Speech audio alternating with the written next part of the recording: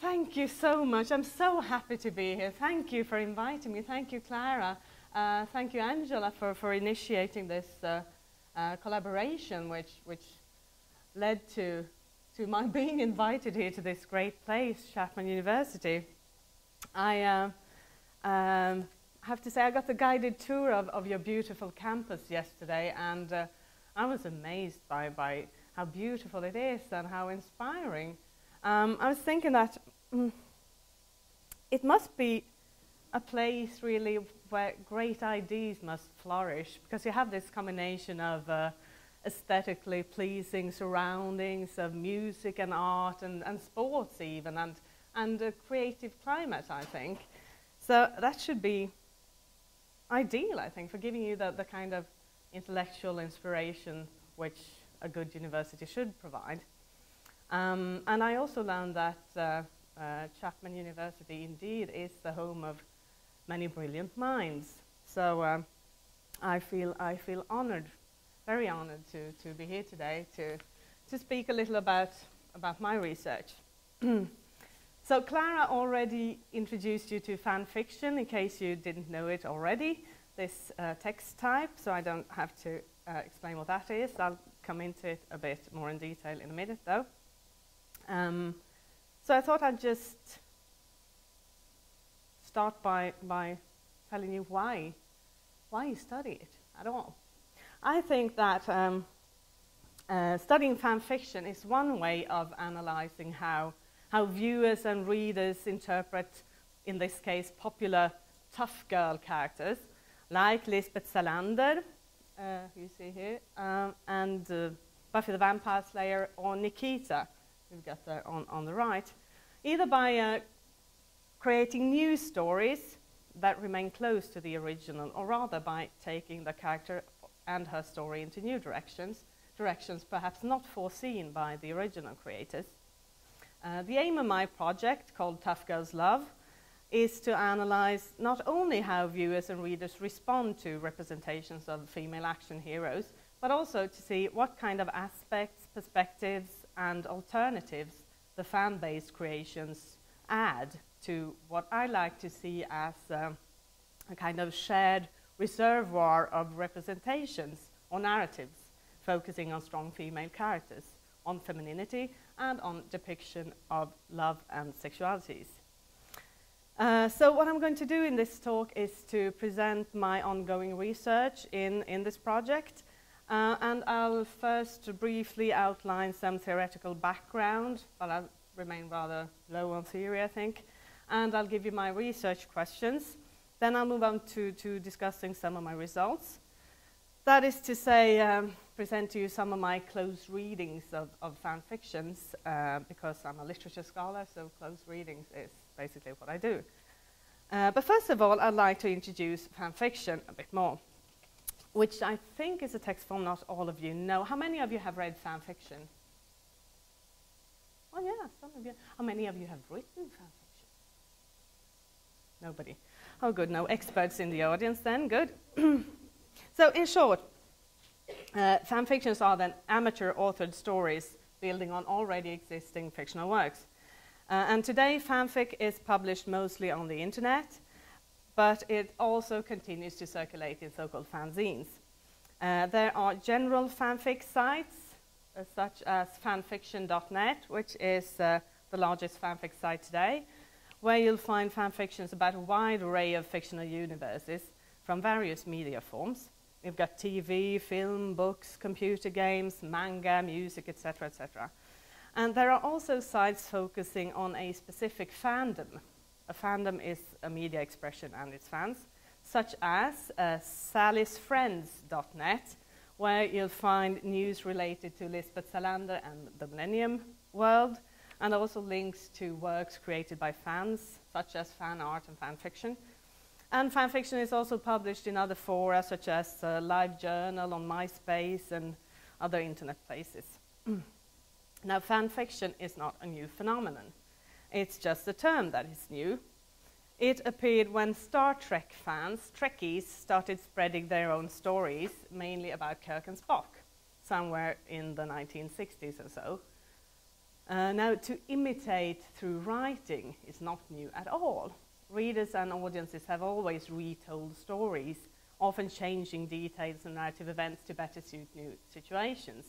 We need only to think of stories from Greek mythology told and retold through history and the various media forms to be convinced of that. Fan fiction is a new text form only in the sense that the internet has made it possible for a large number of amateur writers to reach an audience. But the texts themselves can and should be seen in relation to other derivative texts published in more traditional ways. However, the contemporary media climate, characterized by convergence cultures, does play a significant part. Convergence culture is roughly where old and new media platforms collide and intersect, according to media scholar Henry Jenkins. So in today's media landscape and its convergence cultures, the authority of the source text, in fanfic vernacular called the canon, is diminished. This seems particularly true of transmedia texts, to use another term from Jenkins to talk about narratives that travel between different media formats. To give you an example, the story about Buffy and her world is told in film, in TV shows, both in Buffy the Vampire Slayer and the spin-off series Angel, as well as in comic books and action games for Xbox or PlayStation and the like. This is then the canon, the original text world that fanfic writers take as their starting point for what becomes the fanon, the fan version of the world. As the same or similar story is told in different media formats, the step between the canon creator and the writing fan is considerably lengthened. It becomes more difficult to precisely determine who the original creator is. As a form of expression, fan fiction is one of many contemporary expressions of the idea that texts are increasingly seen as shared reservoirs of inspiration. And I'm using the term text here in its wider sense, including visual texts. When it comes to popular culture, viewers or readers, including fans, are often accused of being fairly passive consumers. The increasingly blurred line between producer and consumer, which results in what Henry Jenkins, again, terms the prosumer, producer-consumer combined, is amply illustrated by different forms of fan activity. Fans create websites, enter into debates, have their ideas snatched up by producers, and so on. Fan fiction is an unusually clear consequence of the fan's role as prosumer. Texts have first been consumed and then resulted in the fan's own production.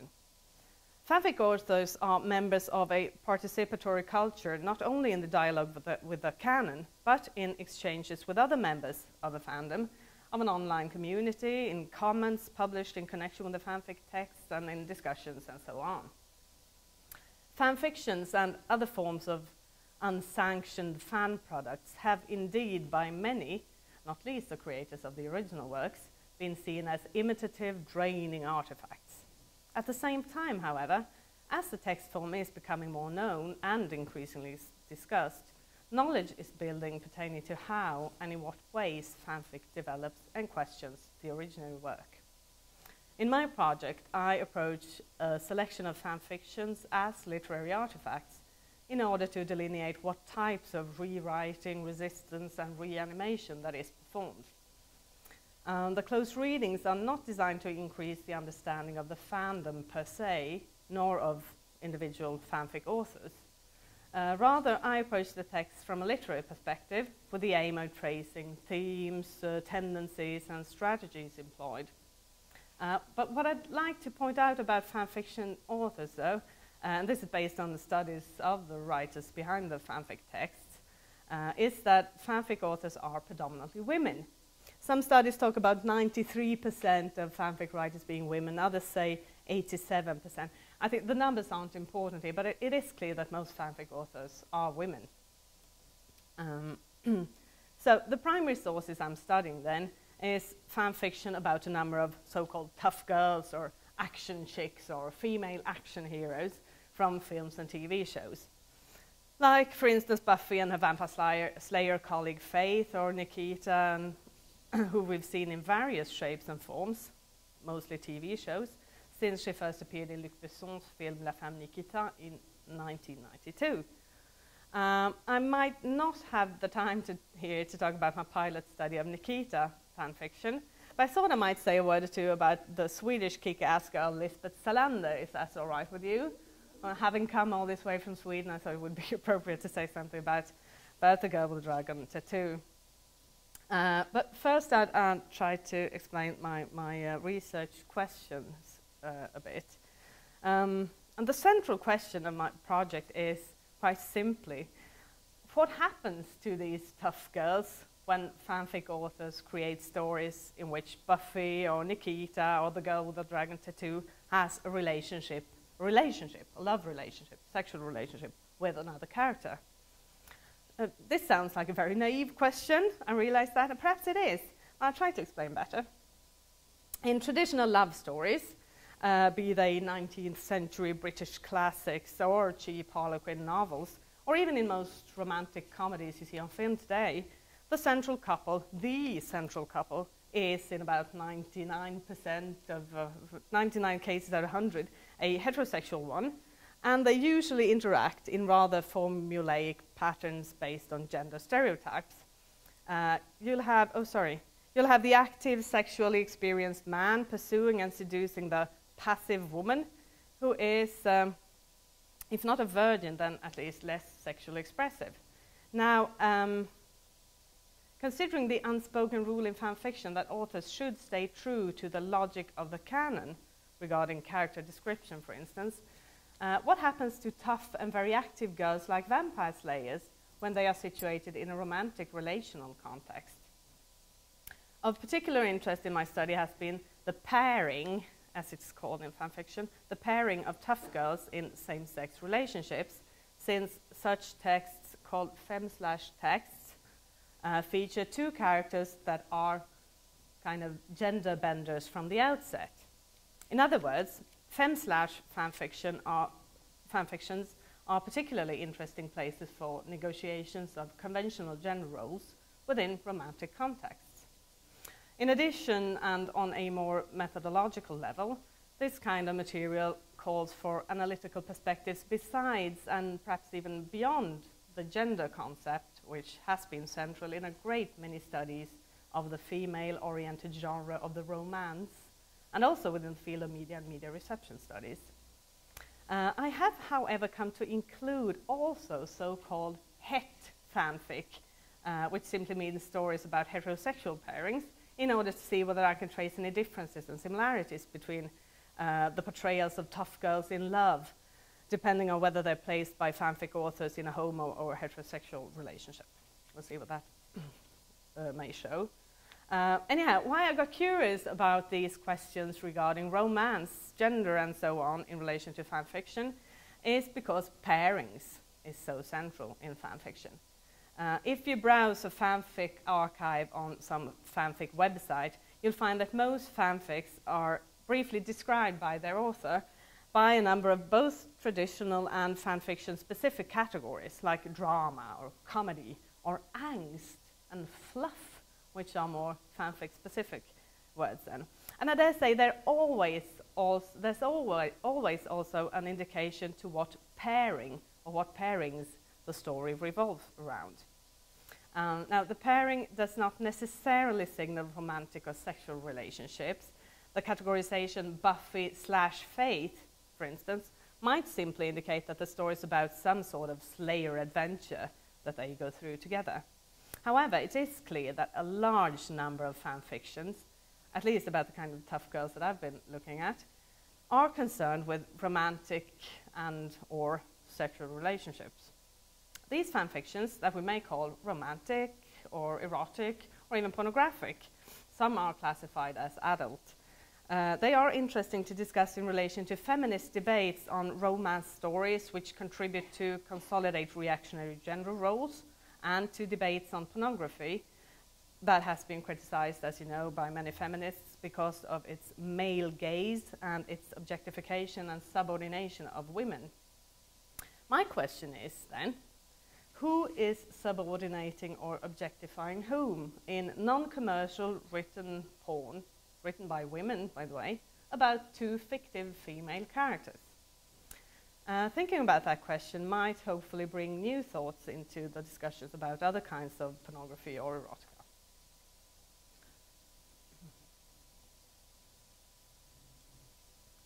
In order to answer some of these research questions, I've studied primarily so-called fem/fanfictions and homoerotic stories about female characters.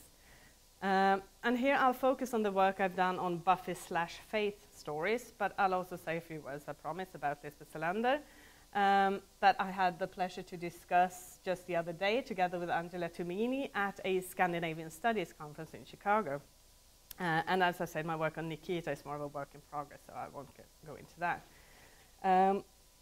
I hope that some of you are familiar with the TV series Buffy the Vampire Slayer.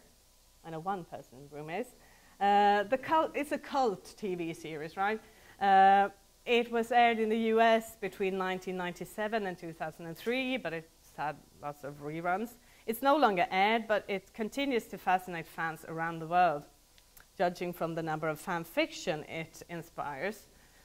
Now, the female pairing par excellence in Buffy fan fiction is Buffy and Faith, the two super-powered slayers who are not a couple in the TV series, I have to say that. There are homoerotic hints and allusions in the TV show, but no explicit romantic or sexual relationship between them. Now, of course, those hints and those allusions are what fem/writers draw on to create a couple here, Buffy and Faith. Stories about these two hot chicks with superpowers, as Faith calls them in an episode of the show. Fem/texts about Buffy and Faith range from fluffy romantic stories rated Gen, as in general, to adult texts rated NC-21 or NC-17, which is the kind of text I've focused on mostly, so that's the kind of fem/ I'll be talking about here. Now, given that, again, I remind you that given that fanfic writers are not supposed to alter the personalities of the chosen characters, according to fanfiction norms or rules, the pairing of two tough girls is, as I've already mentioned, an interesting starting point for renegotiations of generic conventions of popular romance, which is a genre characterized by heteronormative patterns and gender stereotypes. Now, obviously, these renegotiations do not automatically follow from the choice to pair two tough girls, such as Buffy and Faith, and I'll give an example of that in a minute. But the pairing of two not so stereotypically feminine characters does inspire less gender conventional portraits in fanfiction. So if gender conventions are challenged in Buffy and Faith fem/, then generic conventions of the romance should also be challenged, since the romance is a very gendered genre, so to speak. Studies of male/, so a fanfiction about male couples, have shown how / writers subvert stereotypical ideas about masculinity, for instance, by emphasizing the loving and caring aspects of male same-sex relationships. When it comes to female/ and fem/ about two tough girls with slayer powers, the question is then, which ideas about femininity are negotiated? I hope you can see this one, can you? Is it too dark? Is that one better?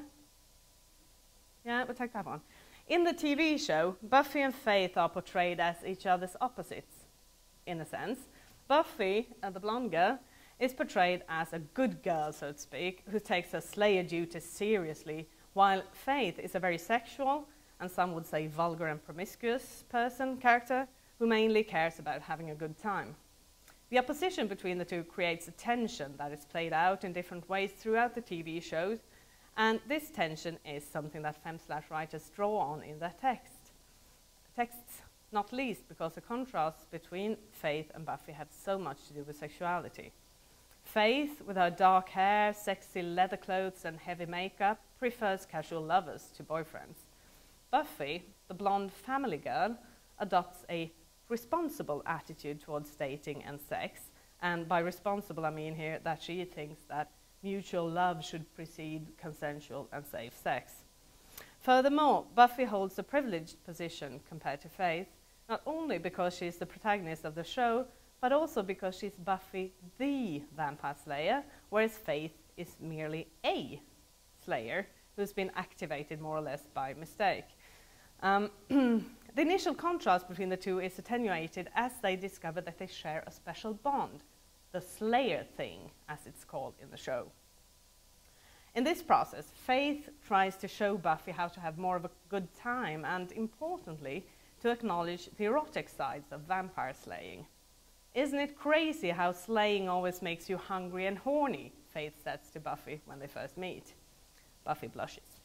Anyhow, this line is frequently used by femme/writers. The contrast between Buffy and Faith are visible in many femme/fanfictions. Faith is often described as the one who takes the sexual or romantic initiative in femme/, which corresponds to her character in the canon, in the show. Only in the TV show, she's never involved with another woman. In a short adult femme/ called New Desires, by an author who calls herself Naughty, Faith turns to Buffy during their Slayer training in the gym and simply says, "I want you. I've wanted you for a long time," end of quote. Buffy reacts in a slightly aggressive manner and replies, and what if I don't want you? Maybe I'm not into girls." Faith says, "Then I'll just have to change your mind, won't I?" Faith smirks as she presses herself against Buffy's body and kisses her, and Buffy responds with arousal and desire. Then a sex scene follows. Now, this brief dialogue in New Desires aptly summarizes the ways in which Buffy and Faith's first time is depicted in a number of more or less adult fan fictions. Faith explains her attraction to Buffy and suggests, verbally or physically or both, that they kiss or make out or have sex, depending on how explicit the fanfic is. Now, of course, one could say that it is a stereotypically masculine thing to be the active partner, the one taking the initiatives, and in formulaic romance, it certainly is the male character's role to act as the seducer. However, describing Faith as the active or even aggressive partner is in line with the way in which she's portrayed in the TV show. Sexually aggressive behavior is something Faith displays all the time in the show. On several occasions, she refers to the random partners she likes to bring home, especially after fighting vampires. So the very straightforward pick-up line, "I want you," in this fanfiction, New Desires, is in line with that description.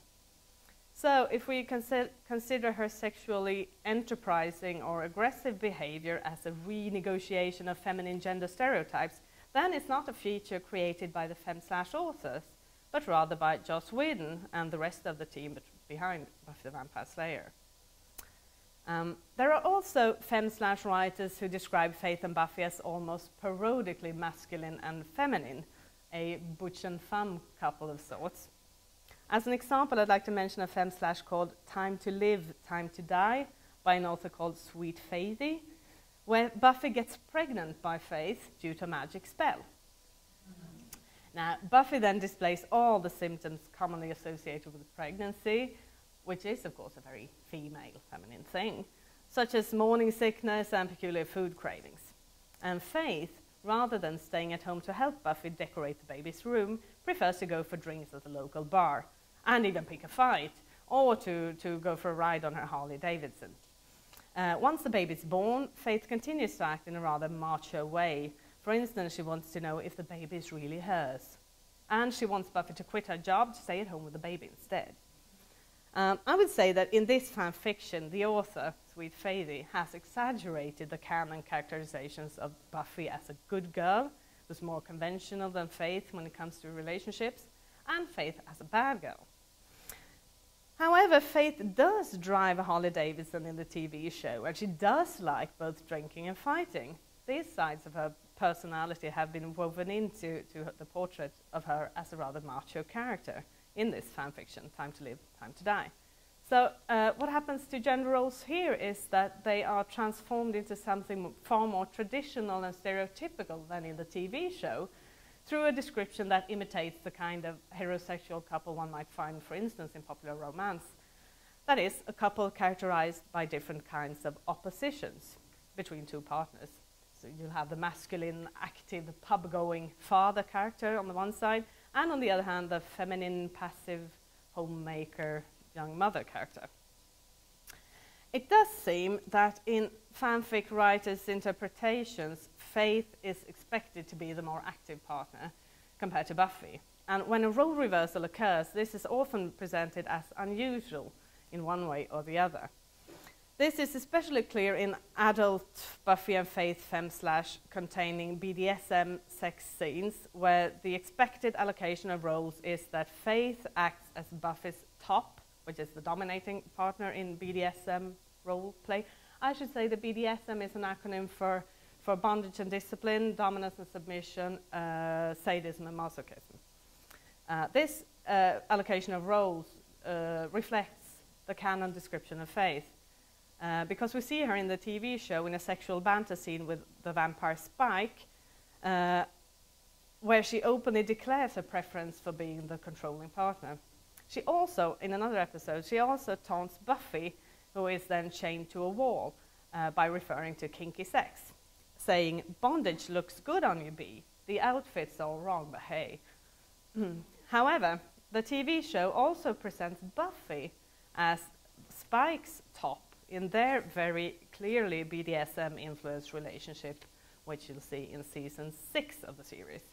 So, fem/slash writers do have ample possibilities to create flexible and shifting roles, building on canon depictions of Faith and Buffy. Now, feminist scholars who have discussed Buffy and the vampire Spike's relationship in the TV series have argued that Buffy's dominating role in relation to this very powerful vampire is a metaphor for a female character's subversion of male power, of male domination. In femslash, when the two female characters, Buffy and Faith, are involved in BDSM scenes, the gender perspective does not apply that easily. How are we to understand dominance and submission when they're not linked to a heterosexual couple? According to gender stereotypes, dominance would be a masculine and active thing, whereas submission would be interpreted as passivity, which is linked to femininity. Now, it is difficult to apply that pattern to a same-sexed couple consisting of two superpowered slayers who are equally strong, provided that the descriptions of them follow the canon characteristics, which underscore the similarities between the two. There is an equal power balance between them, as it were, the whole slayer thing. As a matter of fact, in the adult BDSM fan fictions that I've analyzed, the so-called sexual power play scenarios are not about power, and sexual submission is not about passivity. Rather, these scenarios focus on mutual love, on care and understanding and respect. At the same time, the sexualized pain inflicted is very much emphasized, as is the sexual arousal provoked by pain. In a fan fiction called Faith's Fantasies by an author named Rebel, psychological trauma is played out and handled in the sexual setting of a dominance and submission scene. Buffy, who is here acting as a dominating mistress, helps Faith to struggle against her dark side by controlling her in a sexual roleplay. As Faith follows Buffy's orders and receives corporal punishment, some 50 swats of a leather whip and a paddle, Faith manages to deal with her evil twin, as it's called in this text. This is a reference to the TV show where the rogue slayer Faith seeks redemption through physical punishment, which is clearly presented as unstable and destructive behavior. In contrast to the destructive beatings in the TV show, the corporal punishments in the fan fiction text, Faith's Fantasies, is both sexually and psychologically satisfying. By the end of the whipping session, Faith thinks, and I quote, "Despite the flaring pain and the arousal, my mind was floating and I was relaxed," end of quote. The fanfic author thus rewrites Faith's need for corporal punishment, highlighting the therapeutic gains of pain in a positive manner. And it's interesting to note that in the TV show, both Buffy and Faith are seen needing physical punishment of some kind in order to deal with their personal problems. And this fact makes it easier to depict dominance and submission roles as reversible in Buffy and Faith femslash. Now, the combination of hardcore BDSM and the emphasis on love and care that we see in these fem-slash texts evokes something called intimatopic slash. That's a term invented by a British scholar called Lisbeth. She discusses this in very interesting ways, and an interesting question to raise in relation to that is whether the fem-slash texts hold the same potential for dissidence as Elizabeth Woolidge convincingly argues that intimatopic slash about male couples do. Her argument is roughly that the dissident aspects of those texts are not that they're graphic and sexually explicit, but rather that they highlight, and I quote, images of love and intimacy that in our culture are not typically associated with interpersonal relationships between men, end of quote. So BDSM scenes in fem-slash, such as the examples I've discussed here, challenge the idea that domination would necessarily be connected to masculinity. At the same time, the gender stereotype that links femininity to passivity is challenged, since it is a female character who plays the dominating partner, obviously in this female same-sex context. Now, even if the Buffy versus Fanon seems to place Faith rather than Buffy as a top in BDSM fem-slash, the gender roles are depicted as performative and flexible rather than stable. Buffy is also in various texts described as a dominant partner, as for instance in the example I quoted from Faith's Fantasies. So BDSM scenarios in the Buffy and Faith fem-slash texts describe gender roles as performative, to borrow Judith Butler's term. Moreover, having two female characters engage in BDSM challenges stereotypical ideas about female desire and sexual behavior as passive or vanilla. Now, vanilla sex, in case you don't know it, is the term used for conventional sex, the opposite of kinky sex. According to British porn scholar Clarissa Smith, in a recent reader response study of women's pornography called One for the Girls, these stereotypical ideas remain pervasive in our culture, including within academic scholarship, even though representations of strong women as well as of alternative sexualities are no longer unusual. Personally, I'm not entirely convinced that she's right, but let's say that she is, and let's say that it is a widespread idea that women are more passive sex partners than men, and that they, or rather we, prefer vanilla sex. Well, in that case, I would say that these fem-slash texts are dissident in a way that corresponds to the dissidence that Elizabeth Woolidge finds in male-slash, which questions widespread assumptions about male sexuality through its emphasis on emotional and psychic oneness. In the fem-slash texts that I've discussed then, it would be the emphasis on kinky and rough sex that challenges widespread assumptions or stereotypical ideas about femininity and female sexuality. Now, this, of course, depends on what we take to be stereotypical ideas about femininity. I think that's the big question if we want to discuss the potential subversivity of fem-slash texts. Now, I've touched about the generic conventions of the romance used by fem-slash writers, and I'd also like to say a couple of things about the other genre which adult fan fiction quite obviously refers to, pornography or erotica. There's a fan fiction category called PWP, which is to be read porn without plot, or plot. What plot? Now, fanfic scholars have already established that this label, porn without plot, is not to be taken literally. Not only because such fan fiction usually does have a basic plot and the characters have, well, characterization, but more importantly because fan fiction always already inscribes itself within the existing plot of the canon. So this label, porn without plot, simply seems to mean that the main focus is on sexually explicit scenes, not that it is what we would commonly refer to as porn. Fanfiction writers themselves choose the terms porn or smut, not erotica, to classify their adult texts. Now, pornography and erotica are notoriously difficult to define in precise terms and arguably even more difficult to clearly distinguish from one another. So I won't go into that, but I'll quote someone else to be on the safe side.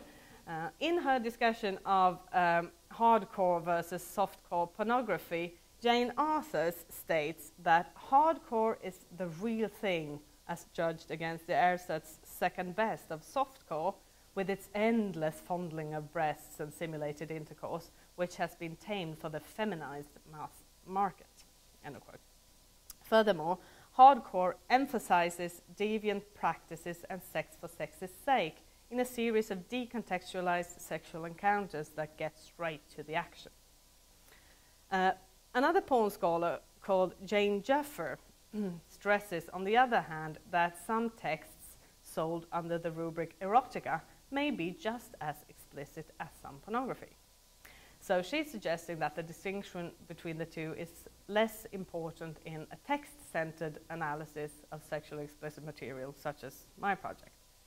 The fem/slash texts about Buffy and Faith that I have discussed here all contain graphic descriptions of the real thing and explore deviant practices such as lesbian BDSM, and in that sense they do resemble hardcore porn. However, fanfiction conventions exclude decontextualized sexual encounters, since fanfiction is always situated more or less firmly within the context of a canon. Now, so rescripting and queering romantic conventions, pornographic conventions, and to some extent also gender and sexual conventions, the fem/slash texts I've discussed provide what I choose to call queer post-phallocratic pornography. In contrast to traditional pornography, especially hardcore porn, Buffy and Faith fem/slash texts are not directed towards a male audience, nor controlled by a male gaze in the way the compulsory lesbian number is in heterosexual hardcore films made primarily for male viewers. Linda Williams has written about this, if you're interested. In a sense, these fan fiction texts seem to corroborate the idea that pornography for women is different, as a scholar called Jane Sneto said once in an article about Harlequin romance as female-targeted pornography. However, the hardcore texts about two superpowered female characters distinguish themselves from conventional porn in other ways than the romantic softcore novels included in Jane Sneto's study. Instead of confirming the alleged differences between male and female reader expectations, the Buffy and Faith fictions question such cultural assumptions about what women want from sexually explicit material designed to produce sexual arousal. Moreover, they contribute to a queering of the gaze and its gendered viewer or reader positions. As Sue Ellen Case states, not all men are gazing erotically at women. Some women are gazing erotically at women. Some women who are gazed upon by women look like men, and some men gazed upon by men look like men. It's all rather complex.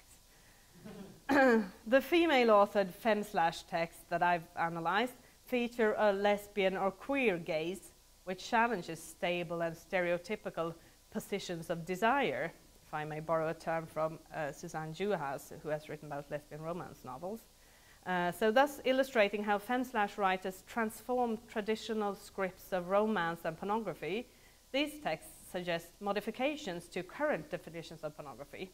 Rather than decontextualized heterosexual encounters for the sole purpose of sex, adult fem/slash text provides explicit graphic representations of sex between familiar female characters whose backgrounds and previous relationships are known to the readers. Since even very subtle references to the canon suffice to anchor the Buffy and Faith stories quite firmly within the story arc of Buffy the Vampire Slayer and Angel, it's questionable whether purely pornographic fanfictions such as Porn Without Plot can be solely about sex for sex's sake, or porn entirely without plot. As a young scholar called Kelly Boyd states in her PhD dissertation on male/slash fanfiction, the writing of slash authors works to resist, I'm quoting here, it works to resist and reconceptualize popular notions of sex, sexuality, pornography, and romance, end of quote. This statement is valid for adult Buffy and Faith fem/slash as well, and probably also for a wide range of fem/slash which needs further scholarly attention. Since they allow for intersections between gender and sexuality expressed in non-normative ways, The Buffy and Faith texts that I've addressed here work to queer the stereotypical assumptions that readers or viewers' sexual identifications and fantasies are stable, hetero or homosexual, and gender-coded when it comes to preferences for soft or hardcore representations. Now, if people shape their sexual desire, persona, and fantasies through interactions with representations, as Teresa de Loretes claims in The Practice of Love, then Femslash writers' interactions with Joss Whedon's Buffyverse hold the potential, ultimately, of influencing their readers' ways of imagining sexual desires and fantasies along the lines of non-normative, less stereotypical, and therefore less reductive sexual expressions. Now Lisbeth Salander, the girl with the dragon tattoo. Swedish female hero. This female protagonist of Stieg Larsson's Millennium Trilogy, Lisbeth Salander, she can be seen both as an emotionally handicapped outsider and as a female action hero. As a matter of fact, the combination of these traits constitute the novelty of this female hero, even as her otherness aligns her with previous male action heroes in the maverick tradition. It is of a different character, partly because Salander is a young woman who has suffered and is still exposed to sexual abuse, which is not the case of the male hero in general, and partly because heroic actions are simply not expected from female characters the way they are from male mavericks or outsiders. Danish film scholar Rikke Schubert traces 5 female action hero types in her study of popular action films. The daughter, the rape avenger, the dominatrix, the mother, and the Amazon. Now, if Lisbeth Salander can be said to incarnate any one of these types, it would be the daughter type, in combination with the rape avenger, of course. The daughter is, according to Schubert, trained by her father or father figure to behave in a masculine way and is thus perceived as unnatural in relation to what is expected from a female character. One of the clearest and most well-known examples of a daughter action hero is Nikita, a very popular character who first appeared in the film by Luc Besson, as I said, then in the American remake starring Bridget Fonda as the female assassin. The film is called Point of No Return. And then in the shape of Peter Wilson in the TV show spin-off La Femme Nikita. She's on the slide there. And finally in the currently running TV show where Nikita is played by Maggie Q, the red background there. In all these versions, the background story is the same. Nikita is transformed from a criminal drug addict into a government assassin. She's trained by male agents, or father figures, to perform the masculine task of assassinating. But she's also trained by a female agent to perform femininity, to masquerade as a hyper-feminine woman or a vamp, seductive vamp. Now, much like Nikita, Lisbeth Salander is an orphan with a marginal place in society. Being underage, she's in need of a guardian, and the lawyer Holger Palmgren fills this function during Lisbeth's early teens, acting then as a father figure for her. He's a good man, he really is, and he's also a representative of the social democratic values linked to the Swedish welfare state, such as society's role in caring for the vulnerable and the marginalized. These are humanist values which Stieg Larsson presents as ideals. So the lawyer then, the guardian Palmgren's illness, he gets old, as you may remember, and falls ill, motivates the appearance of Lisbeth's new guardian, who abuses her psychologically and sexually in an extremely sadistic manner.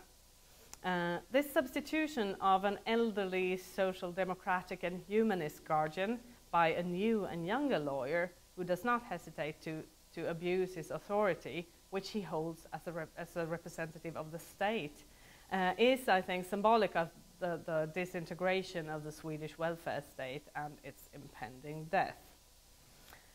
Now, unlike Nikita and unlike the female action hero in general, as we know her from film, TV, or comic books or whatever, Lisbeth Salander, the girl with the dragon tattoo, is not beautiful, busty, and feminine.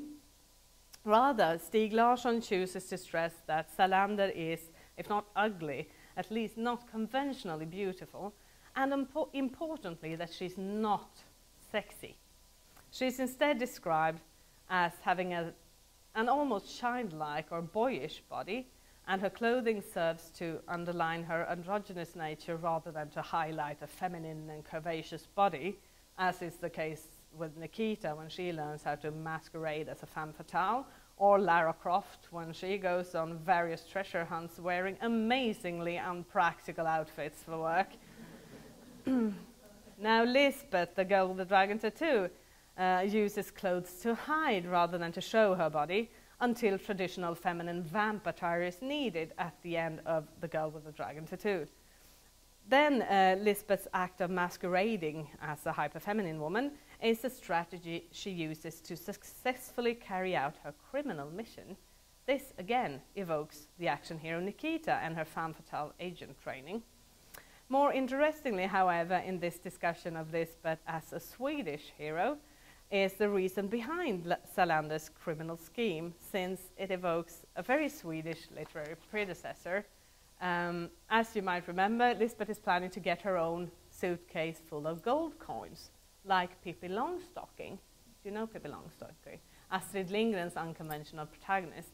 Now, Pippi Longstocking is in fact an intertextual reference that runs through the whole Millennium trilogy and contributes to positioning Salander in a specifically Swedish context. Now, what can fan fiction about Lisbeth tell us about how Salander is perceived? I'm going to mention only a few results here about the analysis of Lisbeth Salander fan fiction. And I have to say that firstly, it is striking how fanfic writers want Lisbeth and Mikael Blomqvist to sort out the misunderstandings between them. He's a journalist, you remember. So that they can be together as close friends or more often as lovers. Salander and Blomqvist finally talk is the title of one very popular fanfic text to be found on fanfiction.net, written by an author calling herself Rippertish. In this fanfiction, Lisbeth and Michael finally have a heart-to-heart, as the title indicates, and their relationship develops into a romantic one, which is also described in very romantic terms, by contrast to Stieg Larsson's more prosaic and rather liberal, unconventional portrayals of love and sex. Rippertish, the fanfic author, comments her own text to explain why she chose a romantic narrative mode, despite it being wrong compared to the Millennium novels and films. So she says then about her own text, I quote, "I know it was a bit stubborn and uncharacteristically romantic, but I desperately needed to put something down as a clear, happy ending after I read the final lines of Millennium 3, end quote. So, a happy ending for Lisbeth and Michael is what she and certainly many other fanfic writers want to see. Secondly, I have found practically no fanfictions about Lisbeth and her other lover from the books and the film, so Miriam. As you all remember from the films and novels, Lisbeth has this somewhat complicated but still more or less steady relationship with Miriam Wu, the kickboxer. I found quite a lot of fan art depicting the two young women, and this is one example, and a few fan videos too, where clips from the films have been remixed so that they focus on Lisbeth Salander and Miriam together, but no fan fiction texts. Now, if I'm allowed to speculate, good scholars shouldn't do this, but if I'm allowed to speculate, I think this might indicate that viewers and readers perceive this couple's story as finished in some sense, or sufficiently explored, at least in comparison to the more problematic story of Lisbeth Salander and Michael Blomqvist. Now finally, I'd like to mention a very creative reworking of Lisbeth Salander's story, and not only Lisbeth's. Fanfic writer Zala Rus takes the opportunity to develop a minor character who figures only as a kind of absent presence in Larsson's novels. That is Lisbeth's twin sister, Camilla, and I'm pronouncing it the Swedish way, Camilla. To Angela's great pleasure here. So in this fanfiction called The Girl Who Dreamed Too Much. This story is set after the events in the Millennium Trilogy, and Lisbeth Salander is wanted by the Swedish police because of the Wennerstrom millions that mysteriously disappeared at the same time as Lisbeth Salander. This is a reference to the books, of course, the first book in the trilogy. And here in this fanfiction, Lisbeth plays the role of a kind of guerrilla fighter training with a group of mostly female rebels somewhere in the mountains.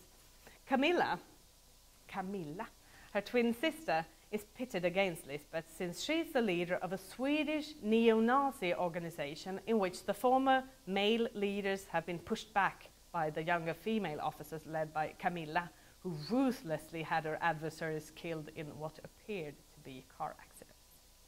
Much emphasis is put on Camilla's autistic behavior and also on her lesbian sexual orientation.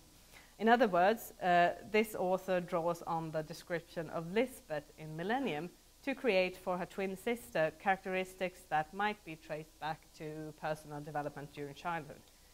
However, the fanfic author rather cleverly also draws on the suggested opposition or even animosity between the twins to make them full-blown enemies.